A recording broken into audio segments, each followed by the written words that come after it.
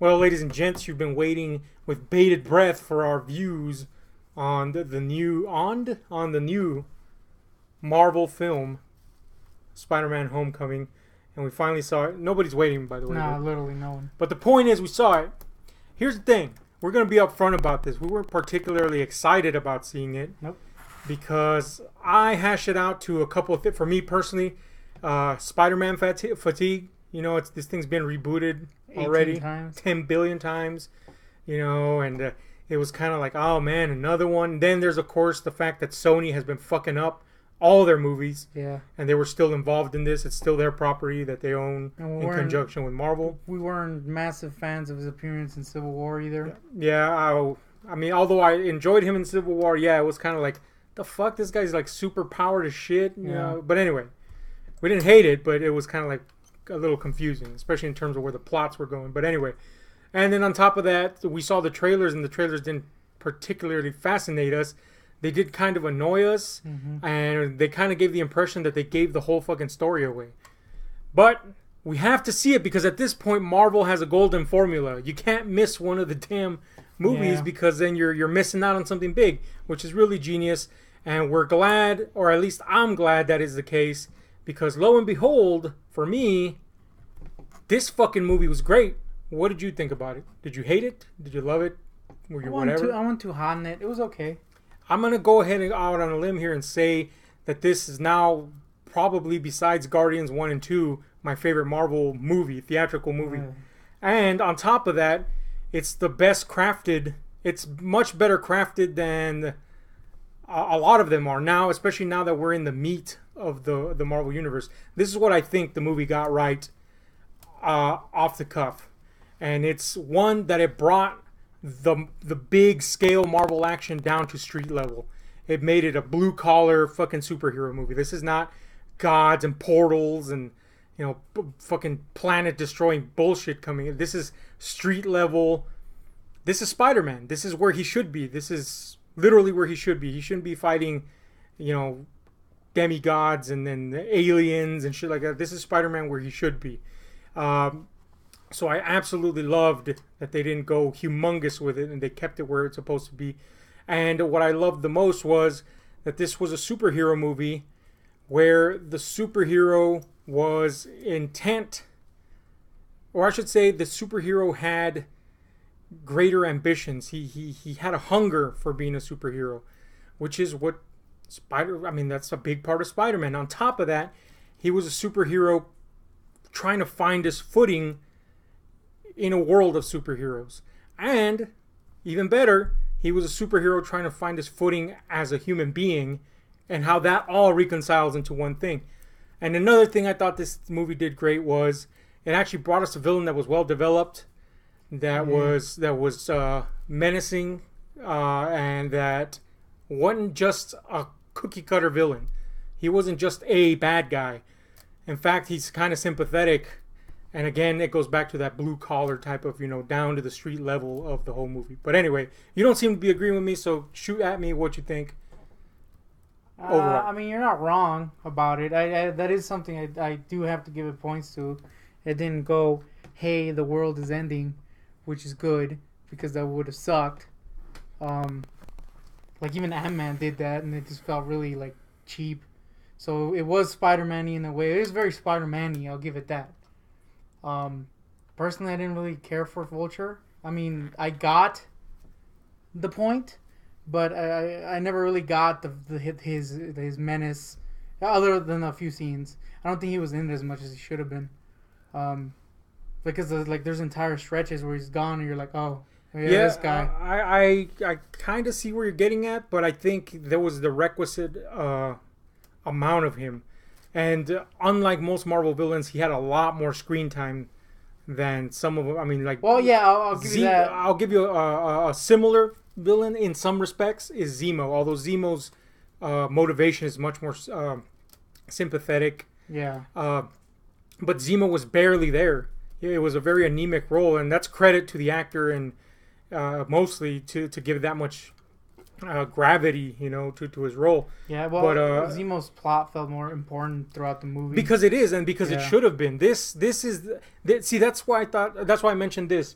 And it starts it off from the beginning because it lets you know where this movie is. It starts you 8 years before the current time in the Marvel Universe, right after the events of Avengers. Yeah, I thought that was cool. Yeah, and this is just a guy. This is a working man, a contractor who has possibly found a way to better his life for him and his family in a world where superheroes exist. So in a lot of ways, the collateral damage themes and how do we deal with a world of superheroes themes continue here, but in a much better way. I thought a much more relatable way, in my opinion, because they brought it down. They did what the Netflix shows, though. They brought it down to the street level, but this one connects a lot more to the Marvel Universe. But anyway, they gave this guy this motivation, and the motivation is simple and relatable to most people. I'm doing this for my family. It's selfless. I'm doing this for my family. I'm doing this for my workers, and his selflessness took him into a more villainous lifestyle. Where do you reconcile that? Where's the line between good and evil now?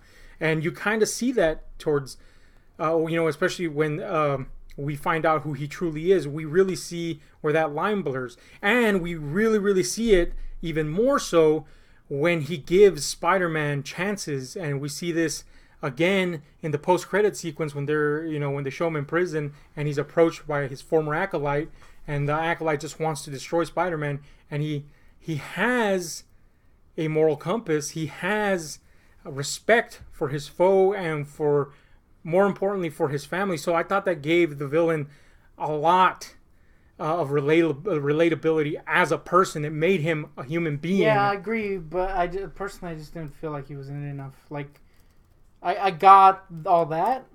It's just like, okay, he's gone for an hour and then he's back, and you're like, oh, okay. I didn't give a shit about that personally, but I could see somebody. I guess I didn't. He was okay. I mean, he's better than a lot of the villains. It's just, He was yeah. right. Well, I'm gonna go on the opposite end of the spectrum and say this is one of the best detailed villains, structured and developed villains Marvel has put. In fact, probably the most, besides maybe Ego, the Living Planet.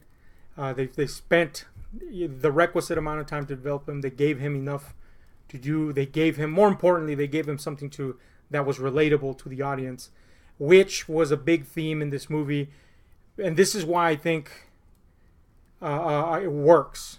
I get where you're coming from, of course, but this is where I think it works, because this movie is all around about keeping it relatable and keeping it in a place where you can enter the lives of people. So for those long breaches of time that we're not with the villain, we're actually with our hero, the titular hero. And I think you'll agree with me, or I hope you'll agree with me, that another great thing that they did in this movie is avoid the trappings of an origin story. Yeah. So they don't do that, and they bring it direct. You know who Spider-Man is. You know what's up. They make mention of it. Hey, I got bitten by a spider, blah, blah, blah. And they bring it down to, this is an active hero. This is where he's at. They give you a little background with a couple of flashbacks before we go forward in time. And that's it. That's all you need. And so if we're going to... if when they focus on him is the movie's biggest strength, because, again, this is a hero that is trying to... He's ambitious, man. He wants to be more than the hero. He wants to be where the big dogs play, so to speak. But he never betrays his responsibility. Yet another theme that is strong in Spider-Man and important to Spider-Man is he never ever betrays his need to for example, keep his identity or not use his status, so to speak, to get ahead in life. And and his problems are normal problems. Does he use the Spider-Man role to get ahead with a girl? Little things like that. That's Spider-Man. That's essential Spider-Man. And I'm saying all this to the credit of the movie, because this is one thing that I was very surprised at. I don't know if you'll agree or not. It's that the movie distances itself from the source material a lot. But it never ever, in my opinion, betrays the spirit of Spider-Man.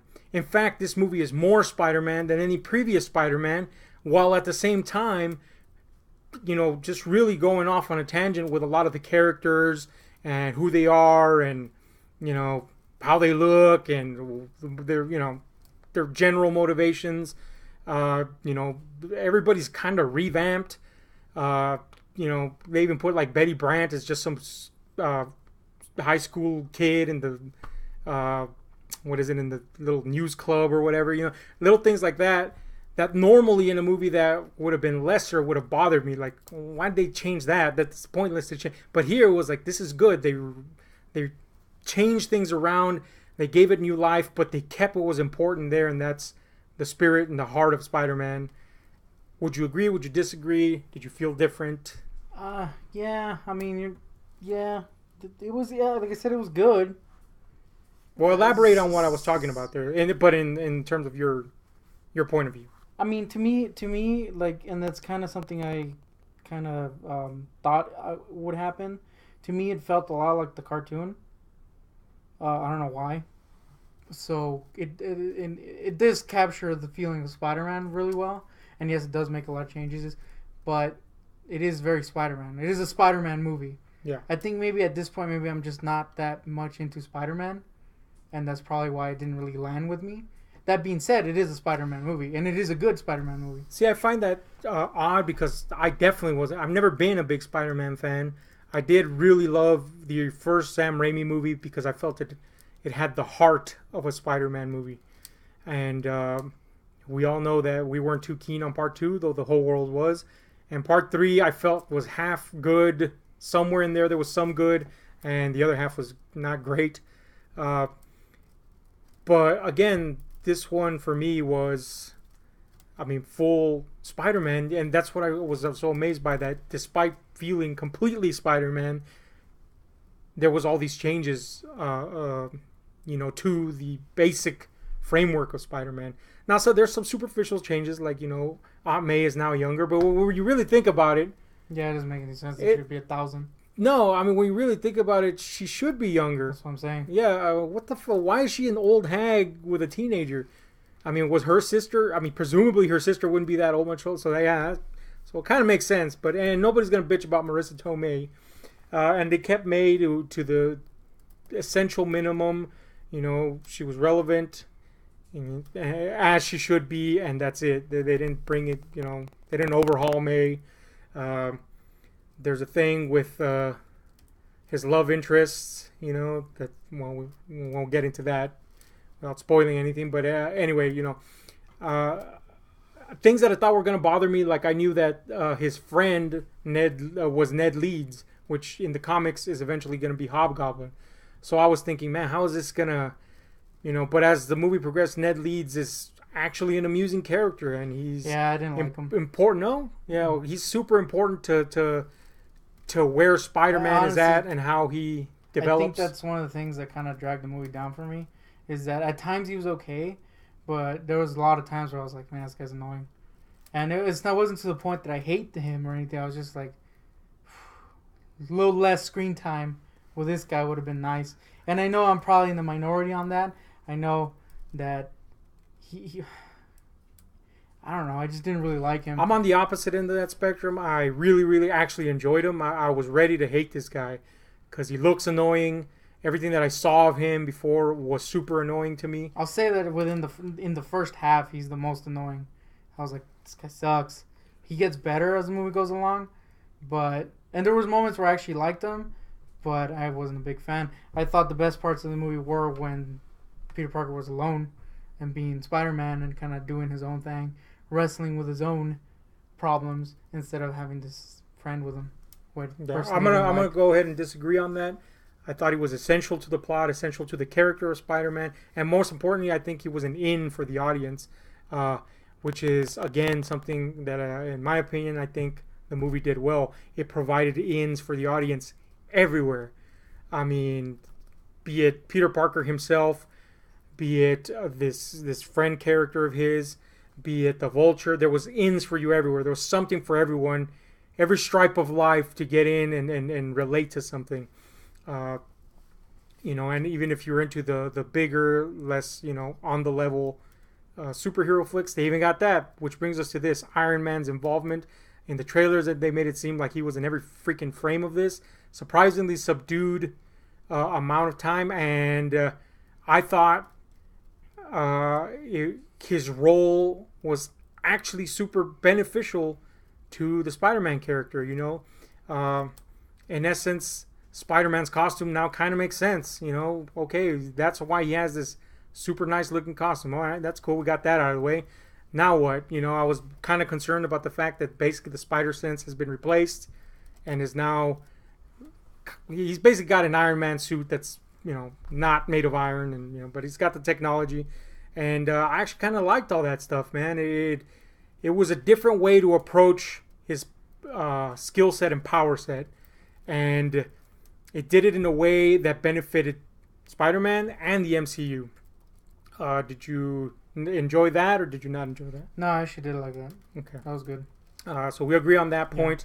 Yeah. Another thing that I found fucking exceptional was how this movie was the one movie in the MCU catalog that most feels like it's in the universe.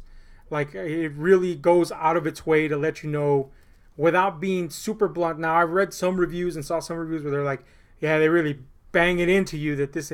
But I thought it was just the right amount. It reminded me of the Netflix series where they let you know it's there. But the fact that Spider-Man is a bit more high profile, a bit more wanting to be involved in this bigger world, not so reluctant, allows you to see more. Plus, he's a kid, so you get that street level look at the events that have happened. So we see this running gag with Captain America in kind of like inspirational videos and class videos and stuff, which pays off pretty cool in my opinion in the post-credit sequence. But this was the movie that felt like it actually it was like the glue that bonded all these movies, because like Doctor Strange happened, and oh yeah, that's right, let's tack on this thing to remind you that this is in this movie. And same with Thor, same with the Iron Man movies. It always feels kind of tacked on for the most part.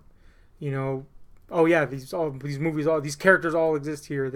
This one was the one that was like, it's there. We're in the midst of this, and it was relevant to the character because he wanted to be an Avenger. His motivation was driven by what he had seen, and it was relevant to the villain because the villain was a villain as a result of the events that occurred in this world. So I thought they did that exceptionally well.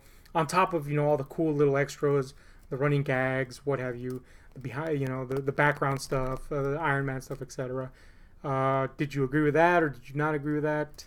Yeah, for the most part. I think maybe like once or twice it did feel a little like, okay, they're just throwing that in there to tie stuff, but it all kind of made sense in the end, and that ended up being fine. Yeah, I mean that's exactly. There was a few times where I was like, I wouldn't say I was like, okay, well I just, but I said, it hit me immediately.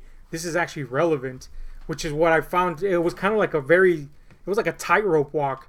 You can really fuck this one up by making it super blunt, but all of it fit in to either the spirit of the movie or the ultimate motivations of the characters, etc. Yeah. So I thought they did that exceptionally well, and it's a tactical move because it made Spider-Man essential to this entire MCU catalog, and at the same time, as the ending revealed, it kept him where he was. That's what I liked the most. Here they had a chance to really put this guy all the way through into the MCU, but they did the right thing and reined it back, and basically at the end he gets a chance to be an Avenger, and he doesn't do it. I mean, it's not a big spoiler in terms of the main plot of the movie, but in terms of his motivational drive throughout the movie, that's a big thing for him. And they did the right thing and kept them back. And he decided, again, bringing that responsibility aspect, reconcile the superhero with the man type of thematic. I thought that was a great choice, and I love that. Let's talk about the actors. Tom Holland, who I was kind of slightly irritated with because he has a big mouth. Yeah. And all these ads that they were putting him in, I was very irritated at the marketing. But that's not his fault. The big mouth is, but the marketing is not. I mean, it's a movie. But, man, the kid is Spider-Man. The kid is Peter Parker. Yeah. More so than Tobey Maguire. More so than... Yeah, I can't... Let's not even mention the other guy. But can't deny that. Like, for me, if he wasn't as good in the role as he is and as charming as he was, I think I would have liked the movie less. Because a lot of it hinges on him being that way. I mean, that's really the whole movie. Yeah, that really is the whole movie. So, in my opinion, he's the best part of the movie. Yeah, he's pretty much cemented his future, short of Sony fucking it up. Yeah. Or, he is Spider-Man. I mean, he really captured the spirit, the heart, the voice of Spider-Man. Tobey Maguire captured the heart, I thought, but everything else was up for grabs, or like Sam Raimi. It didn't kind of feel totally cohesive at times. This one, he's so Spider-Man that, again, the massive changes they do to the canon, you just ignore them. I mean, I was like, the moment he started, I should say, the moment the movie started to introduce us to him, I was like, damn, I'm sold. Let's see what this Spider-Man has to offer. I don't care what the changes are. Just let him be good, and he was a big driver for me, and he did an exceptional job. You already cleared that you didn't like the Ned Leeds character. Yeah, I did enjoy him quite a lot. He brought in humor at the right times, but then again, so did a lot of people. Everybody from Tony Stark to the Captain America little running gag to their friends. One character that I wasn't too hot on was Zendaya's character, which is ultimately revealed. Well, we won't get there, but anyway, Zendaya's character, I found her kind of like, there was not enough there for me to formulate a good opinion of her, and what was there was too generic and stereotypical. Just kind of thrown into scenes. You're like, oh well, yeah, that's what that character would do. This character type would do. And great. We've already said I wasn't a big fan of the chick either. I don't even remember her name. Liz. Yeah. Okay. Liz. But she's a small character-ish. Yeah. I mean, I liked it. I mean, I thought she was great. I mean, she's not supposed to be this big character, so she did her part. She fulfilled her role. It was fine.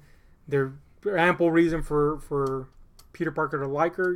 Whether it's just a superficial thing, or she actually showed some kindness towards him, and so she fulfilled her role in my point of view, and ultimately, well, she had bigger things to be a part of. But anyway, and then we got some interesting little twists and turns. For example, there was kind of like a Shocker thing there, the villain Shocker, and they introduced him in a much more subtle way, a much more believable and credible way, and didn't drive it, up the wall crazy. So I thought that was pretty cool, little fan service. And of course, I loved Michael Keaton as the Vulture. I was a little disappointed with him. I thought he was gonna knock the shit out of the park, and it was kind of like, I think he did. Okay. I mean, I can't think of anything else that he could do. I mean, the only thing he could do is really ham it up like Willem Dafoe as Green Goblin. Because look, essentially he was the same character. Essentially, he fulfilled the same things. Only they gave him a more relatable backstory. In my opinion, there wasn't enough for me to be like, oh, this is a cool character. There was moments of it that were really good. But I think, I don't know. He was good. I mean, he was good. He was better than most villains. I'm going to violently disagree with that. I thought he was perfect. He fulfilled his role. He did just enough. And any more would have probably been a little overbearing, in my opinion. And you said earlier that you didn't feel any of the menace. There was one scene where it came close, but that was about it. But that's because the character was not supposed to be outgoing, villainous freak. In fact, he was kind of repulsed by his own action. I get that, and I get what, I get the story they were going for him. I just didn't buy into it. I didn't really feel what they were trying to do, and I just didn't really buy it. I was like, okay, so we're gonna disagree on that. I mean, I like the story that they did with him. It's just something about it didn't really click with me. I like the idea of it, just something about it. I thought it worked perfectly, so that's one thing we disagree a lot on. But I mean, I thought it was great, and it was kind of like a Sandman from Part 3 thing. That's exactly what it was. Only done right. Only actually developed. Because Sandman was stunted. I will say it was better. It was better than Sandman, but it was like they're setting up all this stuff, and you're supposed to feel these things, but then he disappears for half the damn movie. No, and then he shows up, and you're like, oh yeah, I forgot. I think you were focusing on the wrong thing in terms of what his purpose. Like the Sandman was supposed to be super sympathetic, but I mean, he just got cut out of the fucking movie, honestly. But this guy, it wasn't that bad. This I'll one, say that. This is Spider-Man's story, and they just happened to give him a villain that was. I say a good comparison. Yes, Sandman, but mix it in with elements of Green Goblin, and but again, he is a villain. His purpose is selfless, but it's still, villainous. There is no, my kid is dying, his family's fine. He's just doing it for a purpose that's relatable to, I think, a standard viewing audience. And I mean, considering that, I think he did an excellent job. But we'll disagree on that. And I will say there's this scene where you get a touch of that menace, and that's the scene where he's taking them to the prom. Yeah. But that shows you exactly where this villain stands. He's trying to do something. He's driven by something, but he also has integrity. He's not willing to go cross a line, and that again is reemphasized in the post-credit sequence. That gives this villain, I think, a lot more substance than is perhaps initially seen, or maybe I mean, I just thought that way. I thought it was great. But anyway, the rest of the cast pretty much. Unless there's somebody, they're fine. I thought I was gonna find Flash super annoying, but he was actually, he was bully Flash, but in a much more modern way. A much more verbal and kind of like douchey type of bully versus the the 60s 70s vibe of just the push around dirtbag. So all that stuff was cool. The humor. What'd you think of the humor?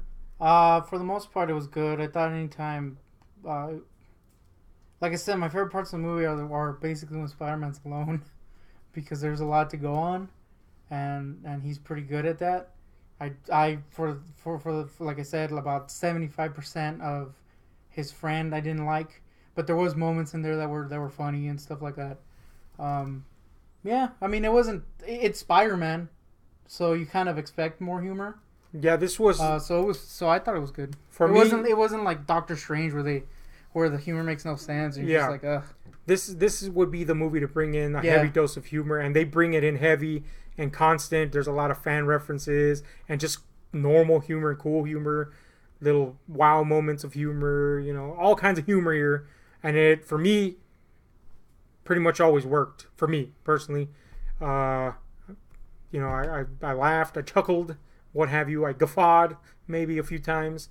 I enjoyed it thoroughly. I would say the only stuff that fell flat for me was his friend. Man, again with this guy. You got to go kill this guy, apparently. I mean, I love the guy. I didn't think I was going to hate him. I didn't hate him.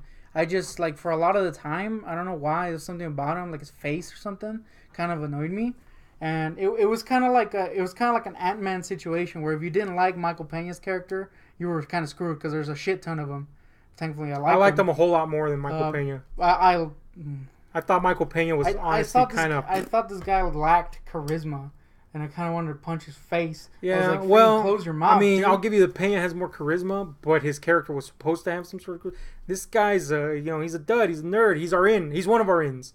But yeah, I mean, we'll disagree on that one too. I actually like the guy. Again, expected to hate him. Now let's talk the action. I will say though, if you don't like him, you're kind of like in for a lot of. Damn it, this guy again. Yeah. But I think I'm in the minority there. Yeah, I think you are. I mean, I find it odd again that I like him, but I did. Go figure. But let's talk the action. The action was pretty top notch, man. Pretty good Spidey action. Yeah. They even throw in a good joke for all the constant Spidey readers and watchers. Where he's swinging around in the neighborhood and he's got to get somewhere and. He runs out of way. He runs out of way. He runs out of buildings to swing from or trees, and he's got to run. And a fun little gag. But the action was pretty top notch. I found it a lot better than the action in all the previous Spider films. Yeah, well, that's true. As far as this movie goes, the action's fucking fitting. I really loved the stuff where he didn't have. I'm not ruining anything here because it was in the trailers. He's stripped of his costume and he has to kind of. Do it on his own, it kind of had that weird kind of like, what was that retro Spider-Man story, Spider-Man Noir or whatever. Oh yeah. The look was kind of like that. Yeah, I just liked. It was like a mix of that and Scarlet Spider with the. Yeah, hoodie. kind of. And I really liked how he had to. He had to improvise the stuff that the suit, the Iron Man gifted suit, gave him. He had to improvise new ways. Yeah. To make up for a loss of the things that he had, the tech that he had available. I love that. That was pretty cool. That was very Spider-Man again. You know, very off the cuff. Let's do this. How am I going to do this? And yeah, overall the action was pretty fucking great. What else are we talking here? The effects. There was the few bits early on, when it was like broad daylight and he like jumps, that I thought were like super fake. But other than that, they're fine. Yeah, I mean, I know which bits you're talking about. Yeah, too. right. They were like. But after that, fake. I mean, after that, you get used to it. But in the first, I would say like within the first 10 minutes, I was like, ew, that's fake. But then it gets. I didn't say ew, but I was like, yeah, it's fake. But it was. I mean, it didn't look shit fake. It was just like, well, that's a fucking effect. It was like bordering. That's a man effect. But it had that like weird bright color in his suit that. Okay, some moments of Civil War had where you're like, that's super effect. But they weren't bad. It was just whatevs. I thought this was the best looking Spider-Man because the other ones were pretty fucking fake looking. Yeah, well, yeah, that too. But yeah, besides those initial moments, once you get used not to that it even bothered me at the beginning. I was just like, oh, that's an effect. But then, yeah, I mean, I didn't even notice it by the end. So, I mean, either they got better or I just didn't care. Yeah, but I mean, they did light them better after a while. After like as the movie goes further on, I thought the effects were lit better, so maybe that helped. The I don't know. The Vulture effects I thought were pretty great. He looked pretty awesome in my opinion. His gear was pretty awesome. I mean, he wasn't a lame old man freaking sucking dude's health out, so it was pretty cool. Yeah, well, that was for the better. Yeah, but yeah, and pretty much. I mean, the effects were pretty good. I mean, overall, the web stuff was fun. All that shit, you know, it looked great. What else we got? The visual aesthetic of it. Well, we kind of covered that. Marvel movies pretty much all look the same. But this one has an added. Yeah, this one looked a little bit different. Yeah, this one has the added. Again, I think it has to do with that they brought it down to that street level. You know, you don't have these massive set pieces and stuff. This was Queens. This was New York, and I was afraid of one thing. Speaking of the setting, I was afraid that this is high school Spider-Man, as it should have been initially, really, and he's in a very multicultural school. Yeah. At the beginning, I was like, oh man, they're gonna drive in some bullshit. It felt like they were, but they didn't. Yeah, but it was a very natural looking multicultural school. You know, it didn't feel like we're gonna put people here just because. And also have to say that as a credit, me personally, that the multicultural cast actually fit well for me. You know, it didn't feel forced. It didn't feel like they were just hey, let's change this up because. It just felt like, hey, this is the friends a modern Spider-Man would have in New York, in this area of New York, no less. You know, it felt natural, so that's cool. But that fits in with the mood of the movie, so I'll just stick that in there with the aesthetic. I don't know if you agreed with that or not, but I thought it looked pretty natural. Except for maybe the two Jewish kids with the curls. I was like, all right, maybe not those guys. That was a thing? Yeah, they were back there. I saw them. All right. But anyway, what do we got? Oh, the soundtrack, man. It's more of a soundtrack score mixture. And I gotta say, for once, they actually had some score. Yeah, there were some good moments. Yeah. Yeah, that was some recognizable themes. Maybe it was just me. It was, but apparently now. I'm doing the Wonder Woman. Now it's my turn. Yeah. Only I loved Wonder Woman. So. Yeah, that's kind of the same thing. Like I really liked the movie, but gotta be honest with some of the stuff. And it's a small nitpick. Right, you're killing me here. But the Wonder Woman was full of those, so.